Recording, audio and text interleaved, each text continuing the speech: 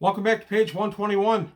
Today we're going to take a look at the ecology of the mimic from Dragon 75, a nice article by Ed Greenwood. We'll take a look at the monster from the monster manual, and then the article by Ed Greenwood, and some uses I've had for the creature over the years. And one time I came on the wrong side of a mimic as a player. So all that today on page 121. Also subscribers, please. Everybody who has subscribed, thank you. If you're still thinking about it, come on in. The channel needs subscribers to keep growing and going. Also, Patreon, please take a look if there's anything else you can do to help out there. Patrons who are already helping, thank you very much. People who have been thinking about it might be able to help out. Please take a look at it. It helps the channel keep going also. Back to the important stuff today from Dragon 75 from 1983, the ecology of the mimic. The mimic. A great monster from the Monster Manual. This one of the really clever monsters from D&D. My first exposure to anything like this was D&D. And I was an avid comic book reader, still am, prior to playing D&D. And I'd never encountered a monster like this. Zoom in a little bit on it. There we have the Mimic, right here. Page 70. Number appearing 1, armor class 7, 3-inch move, which makes it slow, 7 to 10 dice. 1 attack for 3 to 12 damage. Its special attacks is glue. It has special offensive camouflage, standard magic resistance, semi to average intelligence, and they're generally large. They're subterranean creatures which cannot stand the light of the sun. We've made a few changes to that over the years. And they're able to perfectly mimic stone or wood. There are two varieties of this creature. The large 9 to 10 dice semi-intelligent carnivorous killer mimic, and the slightly smaller intelligent sort. While the former will attack anything which is nearby, the latter is generally friendly if offered food. All mimics move about constantly in search of prey. Mimics pose as stonework, door, chests, or any other substance or item they can imitate. When a creature touches the mimic lashes out with a pseudopod, delivering 3 to 12 points of damage per hit. Meanwhile, the mimic excretes a glue which holds fast whatever member the creature touched the mimic with. So if you pressed your hand on that chest, the glue comes out, your hand is stuck to the chest. The killer mimics do not speak, but the other breeds have their own language and can usually speak several other tongues, such as Common, Orcish, etc. For consideration, they will eventually tell a party about what they have seen nearby. So mimics are intelligent, and you can use them that way. I've used a few intelligent mimics. It ends up that the players usually offer to just feed it, and that ends the encounter. I had one enterprising player who had a bar who talked the mimic into coming home with him, basically, and act as their garbage disposal. The mimic never wanted for food, so it was happy to do it. So we had kind of the Flintstones creature under the sink eating the stuff. So I thought that was an innovative use for an intelligent mimic. Mimics can also be charmed. They're not immune to it, so you could just charm the thing. Now we'll take a look at the monster as viewed in Dragon number 75 by Ed Greenwood in the Ecology of the Mimic on page 6. And there we go. This is a shorter article. It's only a page long. The Ecology of the Mimic by Ed Greenwood, and this is taken from the journals of Merlin the Scholar. It's a curious and dangerous creature to most minds, but few know or care to know. They are actually related to several species. There are several species of mimic. The large killer mimic, which is of lower intelligence, attacking all nearby prey and doesn't speak, and the intelligent, eloquent species, which will often bargain for food. And it's got a language of its own, and Orc, Common, Dwarvish, or other tongues used in the vicinity. So it can just learn languages just by hearing them as people walk by. It gains its name from its ability to alter not only its body shape, but the color and texture of the outer surface as well. The color and texture changes are accomplished by the shifting of pigmented liquid between interior and exterior body cells. So the creature resembles wood or stone in color and texture, depending on whether this pigmented liquid is brought to the outer surface of the creature's body or stored internally. Mimic is naturally gray with smooth, very hard outer skin that gives it a stone-like appearance. The pigmented liquid, brownish in color, often revealed to adventurers when a mimic is wounded in battle, is held within the body in large muscular organs that serve as both bags and pumps. When these organs are squeezed by the contraction of cavity wall muscles, They squirt their contents rapidly within 1 round into the outer skin, filling many capillaries that lie just below the skin surface.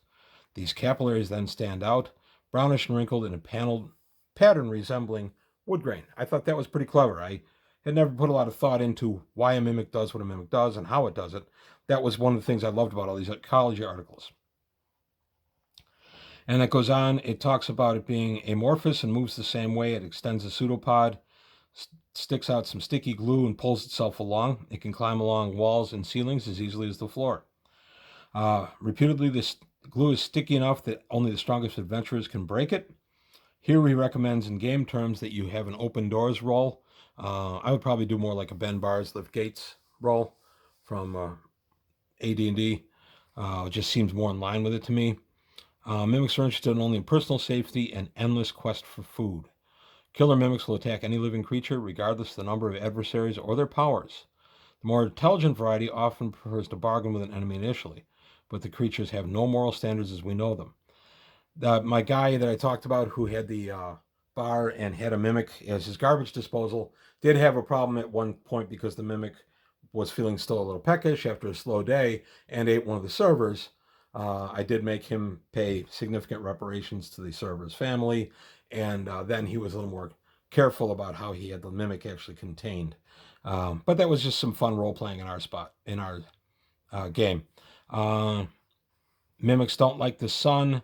They're immune to the bad effects of alcohol, but they do absorb it for the nutrients and especially the sugars. And they're unaffected by slime, including green slime, molds, that kind of stuff.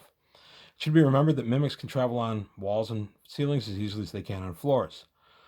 Those of the more intelligent sort are most adept at hiding by assuming the shape of a partition wall, overhanging arch, or rough rock wall if they feel threatened. One famous, if somewhat extreme example, a mimic somehow came into one of the busiest market squares in Waterdeep and assumed the shape of a statue. It remained undetected for 2 winters until the chronic disappearance of street derelicts in the square on every dark night prompted an investigation. A sewer beside the strangely unfamiliar, to the sculptor who had, quote, done the square, statue was discovered to be filled to the depth of more than 60 feet with human and animal bones. Even after this fact was discovered, the statue ate 2 members of the city watch who prodded it carelessly with their spears, not expecting to find anything. I thought that was a nice little vignette there. Not one I've ever used, but it's a cool idea.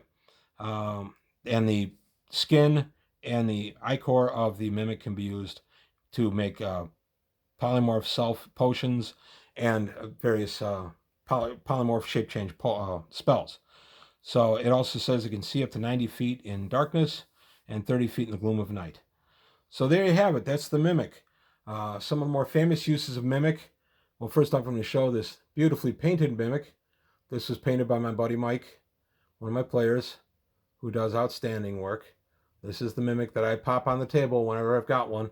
And there are so many different types of mimics out there right now. If you look around online for various 3D prints, you can find a mimic roll of toilet paper, a mimic toilet, mimic outhouse, mimic rowboat, pretty much anything you can think of. Somebody's done some kind of 3D print version of a mimic for it, and that could be a lot of fun. My personal, as a player, worst/best encounter with a mimic was Craig, my player, was running a game, and I was playing a dwarf named Blendil, and Blendil was crossing a bridge. The bridge began to quake and undulate, and everybody got nervous. And then the next thing Blendil knew, his feet were stuck to the bridge. It turned out the bridge was a massive mimic. Very clever idea on Craig's part. We thought it was a stone bridge. It was just a mimic. It waited till my dwarf was in the center and showed its true self. We all began attacking it, including my dwarf who was stuck to it, but I was still able to swing my arms, and we killed it. That was the upside. Yay! The downside was it fell into the chasm. So did my dwarf who was stuck to it. My dwarf was about 11th level at the time, had about 85 hit points. By the time I made it to the bottom of the chasm with the damage I had taken from the mimic itself, I had literally 1 hit point left. The DM Craig ruled that I was helpless underneath the mimic. The glue wasn't really an issue anymore except on my feet. It wasn't covering me everywhere else. But because I was at 1 hit point, had been severely battered, and was now buried underneath this thing, he said, okay, you're helpless. They have to come down and get you. It took him a while to find a way down the cliff to come salvage me.